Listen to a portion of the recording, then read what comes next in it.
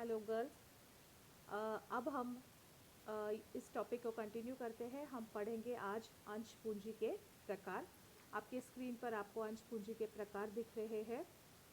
अधिकृत पूंजी authorised capital, निर्गमित पूंजी इशूड कैपिटल, अभिदत्त पूंजी सब्सक्राइब कैपिटल, याचित पूंजी कॉल्ड अप कैपिटल, दत्त पूंजी पेड अप कैपिटल और सुरक्षित पूंजी रिजर्व्ड कैपिटल। एक एक करके हम इसको डिस्कस करेंगे। जो पहला है इसमें वो है अधिकृत पूंजी या ऑथराइज्ड कैपिटल। आपको याद है जब हमने मेमोरेंडम ऑफ एसोसिएशन यानी कि पार्षद सीमा नियम पढ़ा था, तो हमने उसमें एक क्लॉज पढ़ा था जो था कैपिटल क्लॉज या पूंजी वाक्य। उसमें जो कंपनी की पूंजी दी गई, लिखी गई है कि कंपनी अपने जीवन काल में इतनी पूंजी को इशू करेगी, वो जो अमाउंट लिखा है उसे हम कहते हैं अधिकृत पूंजी या ऑथराइज्ड कैपिटल। कंपनी अपने पूरे जीवन काल में उससे अधिक मात्रा की पूंजी नहीं इशू कर सकती है। हाँ, लेकिन विशेष परिस्थितियों में यदि ऐसा होता है तो कंपनी एक रेजोल्यूशन पास करके इस अधिकृत पूंजी को बढ़ा सकती है। लेकिन ये वो अधिकृत पूंजी है जो कंपनी की अधिकतम पूंजी है। इससे अधिक पूंजी कंपनी अपने जीवन काल में निर्गमित नहीं कर सकती है। इसे हम कहते हैं ऑथराइज्ड कैपिटल। ये वो कैपिटल है जो कंपनी का मैक्सिमम हो सकता है। ये कंपनी के मेमोरेंडम ऑफ एसोसिएशन में लिखा जाता है। अब कंपनी क्या करती है कि उसका जो ऑथराइज्ड कैपिटल है वो सारा का सारा एक साथ ही निर्गमित नहीं करती। जितनी उसको व्यवसाय के लिए आवश्यकता है उतने ही अंश पूंजी को वो इशू करती है। लोगों के लिए उनके सब्सक्रिप्शन को ओपन कर देती है। इसे हम कहते हैं निर्गमित पूंजी या इशूड कैपिटल। जैसे कि यदि एक कंपनी है जिसकी निर्गमित पूंजी 500 करोड़ है, तो जिस दिन कंपनी शुरू होगी उसको पहले ही दिन 500 करोड़ की ज़रूरत नहीं होगी। हो सकता है उसे 100 करोड़ की ज़रूरत हो। तो कंपनी जब अपने अंश को बाज़ार में लाएगी तो वो मैक्सिमम 100 करोड़ के अंश बाज़ार में लाएगी, और वो जो 500 करोड़ है उसे हम कहेंगे ऑथराइज्ड कैपिटल या अधिकृत पूंजी।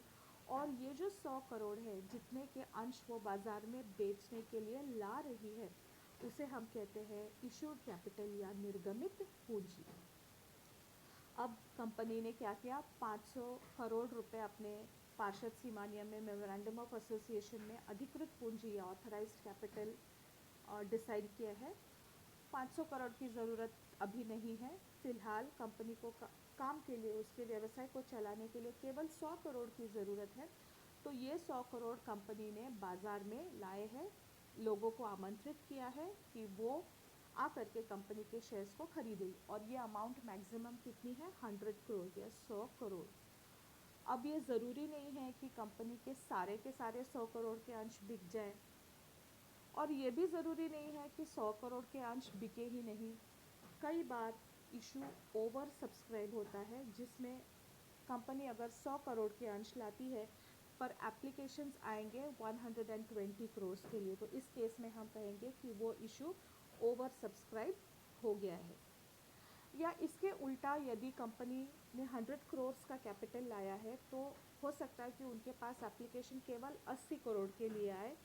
इस केस में हम कहेंगे कि वो इशू अंडर सब्सक्राइब हुआ है। तो जितनी कंपनी ने पूंजी निर्गमित की है उसके अगेंस्ट जनता से जो रिस्पांस आता है, जनता से कितने पूंजी के लिए एप्लीकेशंस आते हैं, उसे हम कहते हैं अभिदत्त पूंजी या सब्सक्राइब्ड कैपिटल।